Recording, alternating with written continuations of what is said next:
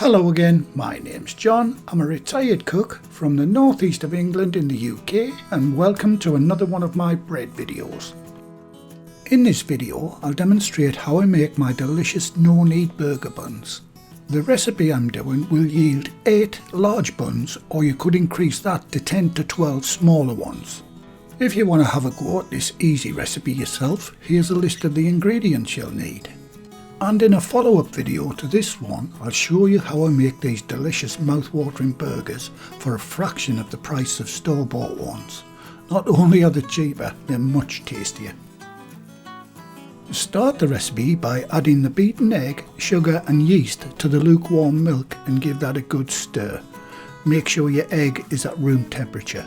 Then set it aside for 5 minutes just to make sure the yeast is alive and kicking.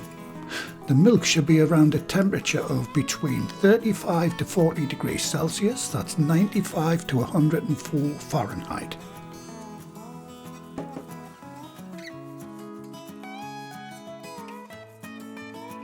Right, while I'm waiting for the yeast to prove itself worthy of making these delicious buns, I'll get the flour into the bowl and whisk in the salt.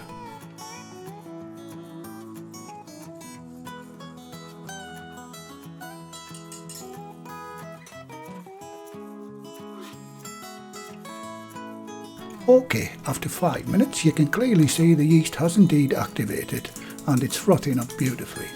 I'll just check the temperature before adding it to the flour, and as you can see it's around 38 degrees Celsius, that's 100 Fahrenheit, which is ideal for this recipe.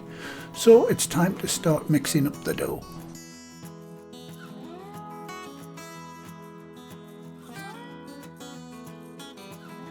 Add the liquid followed by the oil. I'll be using my wooden spoon handle to mix mine, but if you want you can use a stand mixer, but only until the ingredients come together. Remember, this is a no-knead recipe, and that's not because I'm lazy. I firmly believe the bread is much tastier and has a better texture when the yeast does the kneading for you during the first 45-minute rise. It takes a little longer, but I think it's well worth the wait.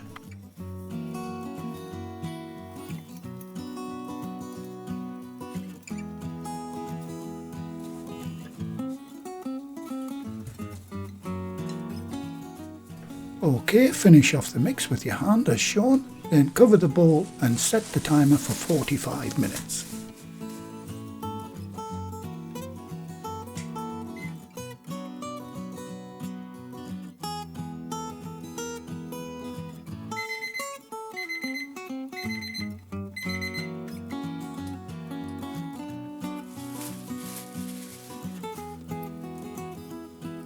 Okay, once the 45 minutes are up, slightly wet the bench as shown in the video and turn out the dough, and with wet hands give the dough a few turns. This is mainly to even out the temperature.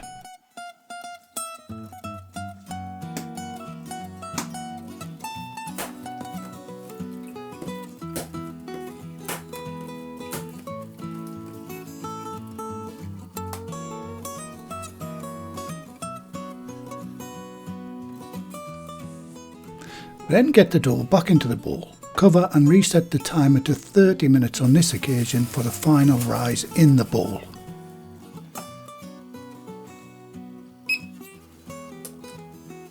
And while I'm waiting for that to rise, I'll grease a couple of baking trays. I'm using a little lard to do mine, but you can use butter, oil or vegetable shortening, whatever you've got available.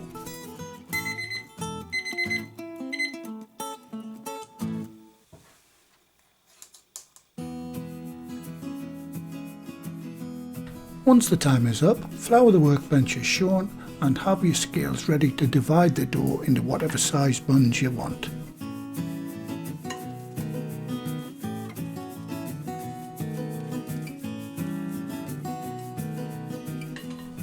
Turn out the dough and knead it a few times to get all the gas out of it. This is called knocking the dough back.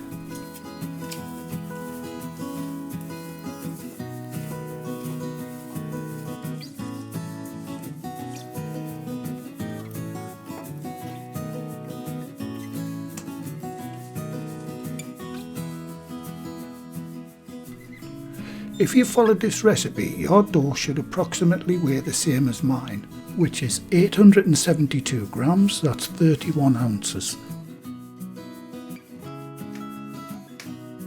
I'm making 8 buns, so I'll divide the dough by 8, and in my case each dough ball should weigh 109 grams. That's just short of 4 ounces.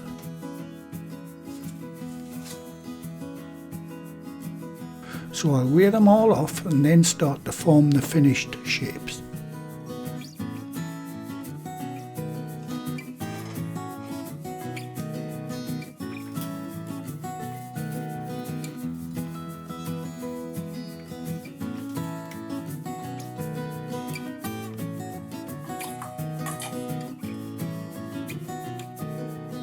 Once all the pieces have been weighed, I'll start to form the finished shapes as shown.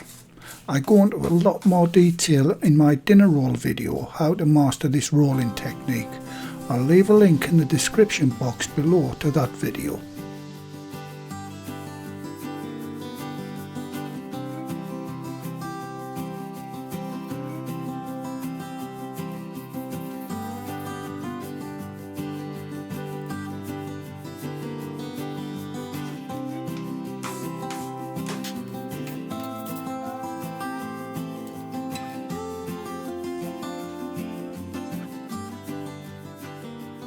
Right, once all the dough balls are formed, it's time to get them onto the greased baking trays. Do your best to make sure you leave plenty of room between the buns so they can expand without merging into each other.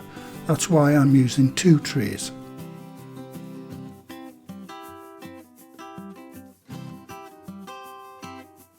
Once they're on the trays, put a little oil on the top of each bun with your fingers. This is so the cling film or plastic wrap doesn't stick to the dough.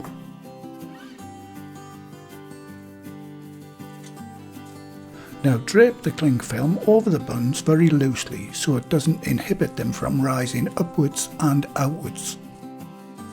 Once they're on the trays, get them somewhere warm and draft free and set the timer for at least 45 minutes. This time may vary depending on the ambient temperature of your kitchen. The ideal temperature is around 24 to 30 Celsius, that's 75 to 90 Fahrenheit. Another little detail I should add is every 10 minutes or so, carefully lift the cling film or plastic wrap to make sure it's not sticking to the metal tray and stopping the dough from rising. When there's only 10 minutes left on the rise, preheat the oven to 190 Celsius, that's 375 Fahrenheit or gas mark 5. I'm setting mine to 170 Celsius, allowing for the fan assist. And after 45 minutes, this is how much mine has risen. All I need to do now before baking is to give the buns a coating of milk. Now, rather than use a pastry brush and risk damaging them, I like to use a spray bottle to apply the milk. This is a great time saver if you've got a lot of these to do. This does 3 things. First, it allows the sesame seeds to stick. Second, it gives the finished bun a golden brown colour, and third, it gives the bun a nice crust. And finally, before they go into the oven, I'll sprinkle a few sesame seeds over each one.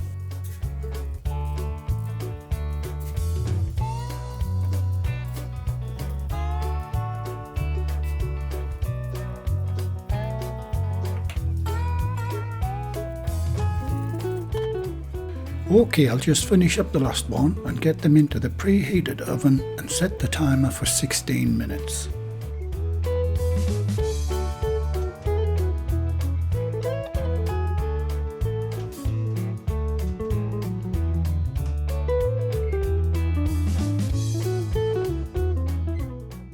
After about 10 minutes, swap the trays around back to front and top to bottom, and this is for even cooking.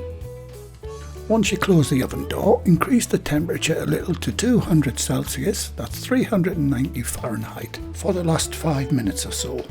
This will make sure the finished buns have a good crust and a nice golden brown colour. I've set mine to 180 degrees, allowing 20 degrees for the fan assist.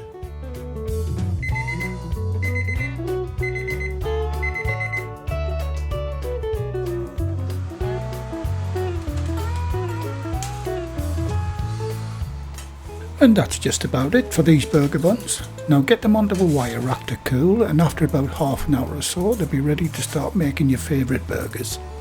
And not just burgers, these buns are great with all sorts of fillings. Now I've only made 8 of these, but if you've got the oven space you can make even more in just about the same time frame. Okay, I hope you give these a try. If not, I hope you've at least enjoyed the video. In the next video I'll show you how I make my mouth-watering homemade beef burgers to go inside these delicious buns. And here's a little taster for now, so please join me for that one.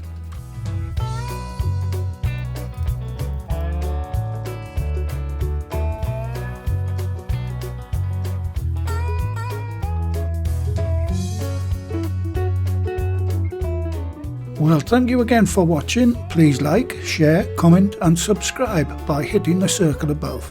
If you do subscribe, activate the bell icon next to the subscribe button on my channel page. And by doing that, you'll be automatically notified every time I upload a new video. And in the meantime, here's a few of my other videos and playlists that you may want to watch. So, until the next time, be safe in the kitchen and bye for now.